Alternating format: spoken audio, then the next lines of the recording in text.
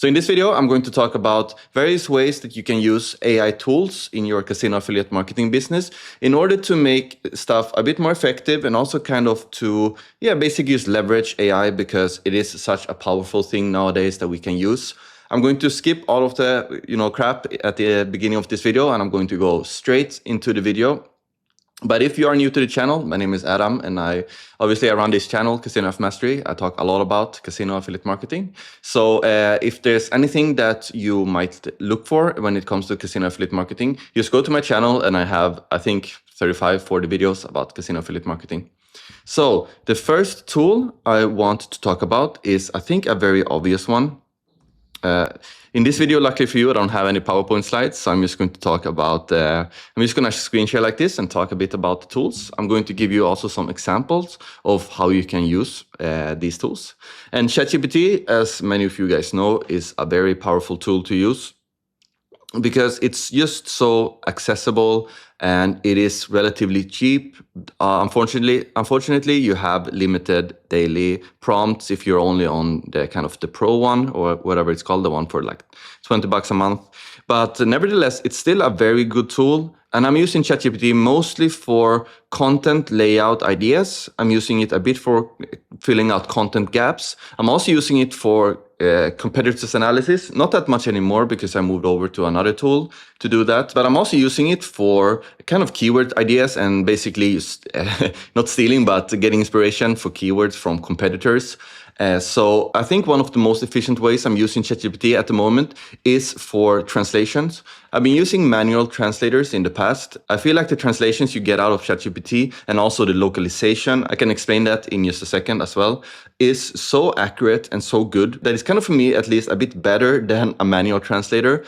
I do feel that you need to take your content through a person that speaks the language that you're translating to. But if I'm 100% honest, the translations that I've made have been so good that I feel like I don't really need to do that either, because I speak Swedish and English, obviously, and I've been translating texts to Swedish, even though I don't really work in the Swedish market. You just to kind of check the translations. I've sent text to various proofreaders, such as in Italian and in Dutch, and they honestly don't really come back with that much feedback. So I'm going to give you an example on how I set up the translation guidelines.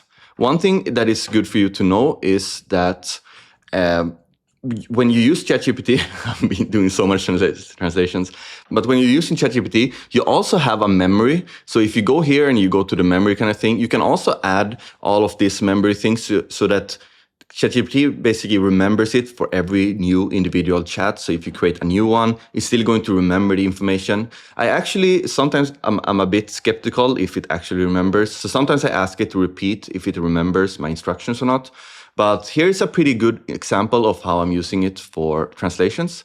So I've been actually perfecting this prompt quite some time in another chat that I had where I was doing all of the translations.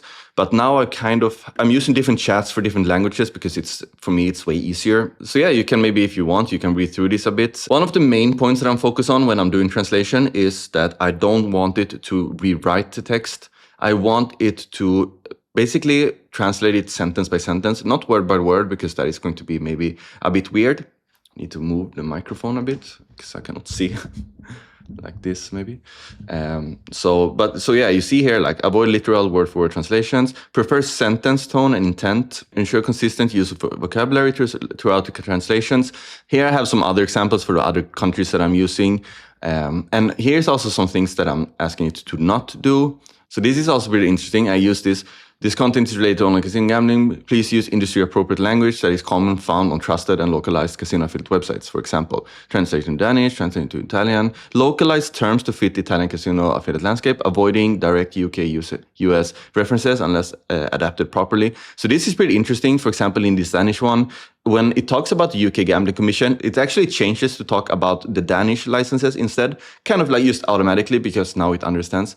I actually do believe that I have more information inside of the memory that I have, but this is good enough. You can also take bigger affiliate websites to get industry terms, which I used here, a website called Samsino that I think is really amazing. Shout out to you guys if you're for some reason watching this video. So yeah, something I also realized when I was doing this is that the formatting never really got correct. So what I started doing is that instead of using normal formatting, I was starting to use HTML code instead. So I can just copy and paste the paragraphs straight into WordPress. And this was really easy for me. It really helped me. So like you can see, I'm doing that. One thing to really keep in mind is that you cannot take more than around 700 words and copy and paste it into ChatGPT, because then it kind of just goes bananas in a sense. So 700 words each. My articles are about maybe 2K, 2.5K words. So it's kind of 3 to 4 prompts, copy and paste. Super convenient. And obviously then you have to do the other stuff as well. You have to go through maybe the keywords that you're using. But the thing that I feel with using translations for your content is that if you have all of the content on one website anyway, or even different websites, you're going to use hreflangs. I have videos, maybe not, I don't have videos about hreflangs on the YouTube channel, but I have it inside of my community in my course where I talk a lot about it, because it's kind of important. You're basically telling Google that you are localizing different parts of your websites to different countries. So for example, if I have the UK, I'm using the hreflang for UK and also for Denmark, for example, in this example. So Google understands that this is not any type of plagiarization. The content is still unique in a sense that the original content is not created by AI, it's created by someone that is a really good content writer. So it's basically translated content. So for me, people that are afraid of using AI for content, I feel like translations is still a very viable way to do. And also you can save a lot of time using this, and you can also save obviously a lot of money not having to pay a translator. And I also feel like I mentioned before, that I think that the quality of the translations are way better than using translator, depending on obviously on how good the translator is. But yeah, and for me, I feel like I rather interact with ChatGPT than having to, go and find translators and have to interact with them. And, it just makes everything so easy. This is such a great time to do affiliate marketing, because everything is getting so much easier and we can scale so much faster. If I wanted to, for this website, for example, if I wanted to scale this website and open it up for a new market, let's say I want to do I have no idea. Let's say I want to do the Polish market or something. I can basically, not in a day, but probably in like 2 or 3 days, I can just basically have all of the content I have on the website localized into a subdirectory on the same website. And I can, and I can do that for as much as I want. Basically, I can open up the website for 10 languages because I'm using the English content anyway as original content. So yeah, it's pretty amazing. I like this. Something else I'm using it for is also, let's say I want to do a structure. I think this is a very lazy example because I used it in one of my Q&As inside of the community. So this is a very lazy example. For example, you can say, give me a breakdown of what these 3 pages have in common when it comes to content structure. Also provide me with 10 long-tail keywords with a search volume of around 50 in Ahref. And then I basically search for free spins no deposit as an example when I was doing this inside of the Q&A for like no deposit free spins. I think I used it in the UK because it's an easy example. And it basically gave me 6 things that all of these pages have in common. And then you can just go to your content writer and say this. They found some pretty nice keywords here. Obviously, don't just copy and paste the keywords. You have to use your brain also a bit and kind of realize what keywords you want to use, so you don't start to cannibalize your website. But make the perfect content structure. It's giving me a content structure with a lot of like ugly emojis. I don't know why, but maybe I should add that in my memory that I don't want emojis ever. So that is pretty cool. I think I continued here, like do the same with top 3 ranking pages for another keyword, and it started doing the same. So for content structure, don't just try to guess what a good content structure is. Just use these tools. Also like talk to your content writer and see what they feel. So doing this without having to do a manual audit of all of your competitors. I mean, it's just something that would take like hours. Now it takes, minutes.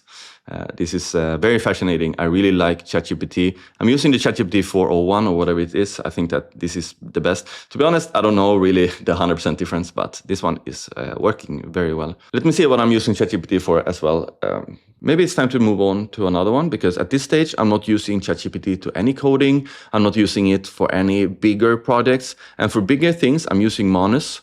Let's see if I'm logged into... I actually have 2 accounts for Manus because I wanted to have more points and credits. because they kind of run out pretty fast, and Monos is a bit slower than ChatGPT. So here I'm doing like big audits. I really like to do that, especially for like my clients' websites, so I can give them good information. For example, here I basically just asked them like, do an in-depth technical SEO analysis of this website. And then after a while, it gave me this huge documents about a huge SEO analysis report on like content gaps and stuff like that. And I think that a lot of this information is very general. You can also use other tools for this that already kind of existed. Some of the things that they're saying is not completely right, I feel. And some of the things are just very obvious. But it is really good to kind of find the low-hanging fruit of things that you can fix with your website and things that you can improve on. That doesn't take that long. So link analysis, this is kind of like a silo structure analysis, title heading analysis. So here is the complete analysis. And it's giving a lot of information here. This is a random website that I found because I wanted to show you this. I don't want to disclose any websites that I use for clients and stuff like that. It's also really good to use Monos because what you can do here is that you can attach files here and you can send whole files. I've tried to use this with translation as well. The bad thing about Monos is that you cannot really use a memory in the same way as you can do with ChatGPT. They also have another function that is like high effort that takes way more time. Like, to be honest, one of these tasks can take up to 20 minutes. So that is why I'm using ChatGPT for like easier stuff that is more like, just sending. And this one is like bigger tasks. It is actually pretty cool because you can use it for so much. You can use it for research. You can use it for education. You can use it for content creation, apparently. I haven't really done it that much. Like, this is like taxation of residential property in New Zealand. You see, this is kind of crazy. I'm just starting to play around with it a bit. It is a really powerful tool if you want to do bigger tasks. I do caution people for using it in a very general sense, such as give me a market and competition breakdown of the UK online casino market, because it's not going to be spot on, unfortunately, at least not yet. It's going to sometimes it gives wrong information and sometimes it just gives very general information because it doesn't really understand kind of the complete picture. They're going to give you kind of surface level stuff.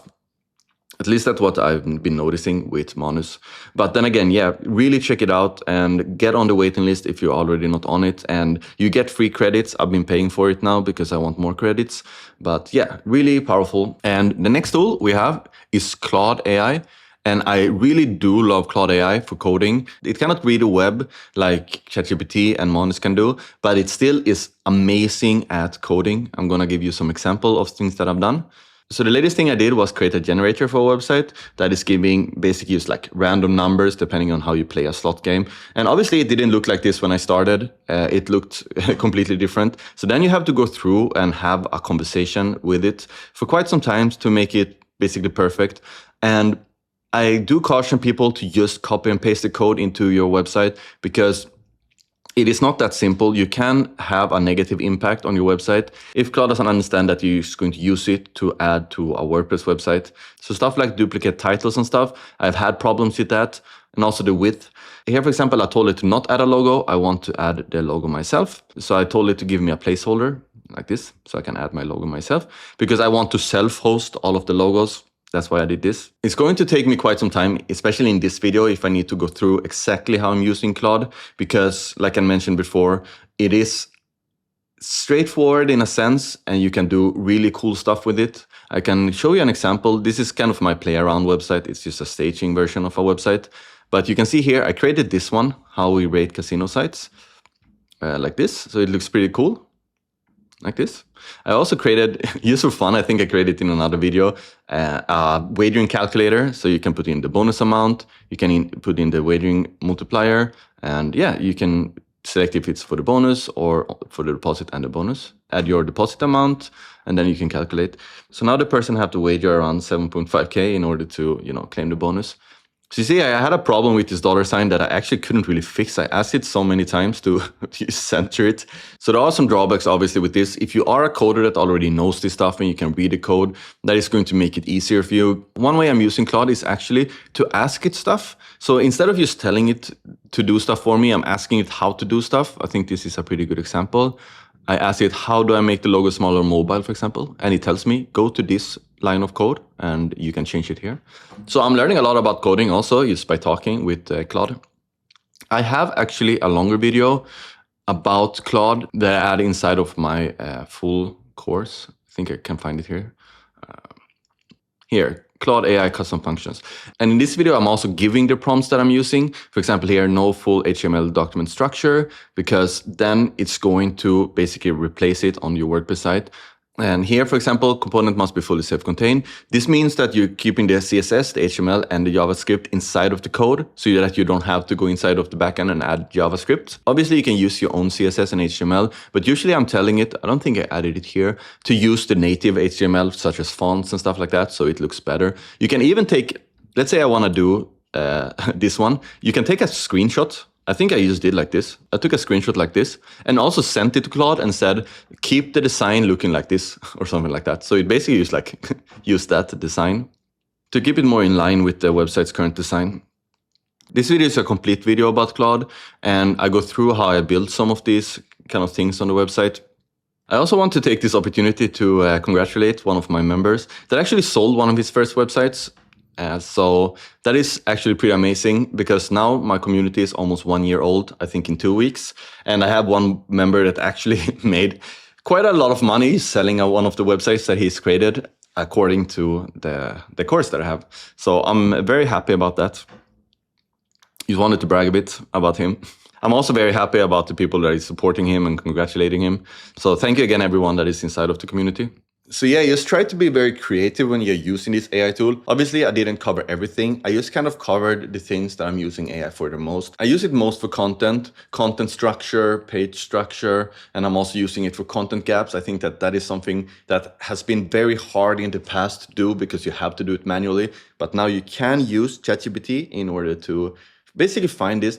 Another tool that has been doing this for a really long time is Surfer SEO. And I haven't really been using Surfer that much, because in the beginning I was kind of like a bit like this towards AI. So maybe I will check out Surfer SEO. If you have tried it, maybe you can leave a comment in the comment section. And also, if you have other ways to use AI, I would be really interested in hearing about this. You can also leave a comment in the comment section. And I'm also very curious on how people are using Monus. And also, if you're a developer and you can kind of see the results that Claude is giving you, that would be also pretty interesting to know if you feel like the results are good or if the results are bad. I've been trying and testing a lot when it comes to site speed and performance, and it's still giving me the same kind of numbers. I'm not bloating the websites, which is something that I feel is important, to not go overboard with all of this coding and stuff, to just add a lot of these crazy features that I feel like you don't really need anyway. But use it sparingly and use it smart. Also, something I didn't mention, that Claude can help you with structured data as well. It can add structured data to certain things like dynamic data structure and stuff like that. I know that this is a bit more complicated maybe for people that maybe haven't started yet, but I just wanted to give you a broad idea of how I'm using AI. I'm going to obviously talk about it more in the future when I myself come up with new ideas. I'm not an expert anyway. I'm just a guy that likes to spend a lot of time trying new things. And obviously I'm doing it for the YouTube channel as well, because if I don't know something, how will I be able to teach it? And I really like to get people inside of my progress instead of waiting months until I'm like 100% perfect in doing something. I think this is more fun. Maybe I'm going to do a new video of like this in a couple of months to see how I personally have perfected stuff. I think also if you stay on YouTube and you go to like Claude AI guides and ChatGPT and Monus and stuff, you can find way more in-depth stuff than the things that I've been talking about in this video. But enough about that. If you have any video ideas for the channel, also leave a comment in the comment section. If you want to talk to me, if you want to book a free one-on-one call with me, you can also do it in the description. If you want to have a look at the community, you can also click the link in the description, and there's going to be another kind of video explaining what the community is. But you are just as fine staying on the YouTube channel. I'm sharing a lot of information here as well. But if you want to hang out with other people, the community is great for that, at least for me. I think it's very fun to be there. So yeah, okay, have an amazing day. I will see you in the next video. Bye-bye.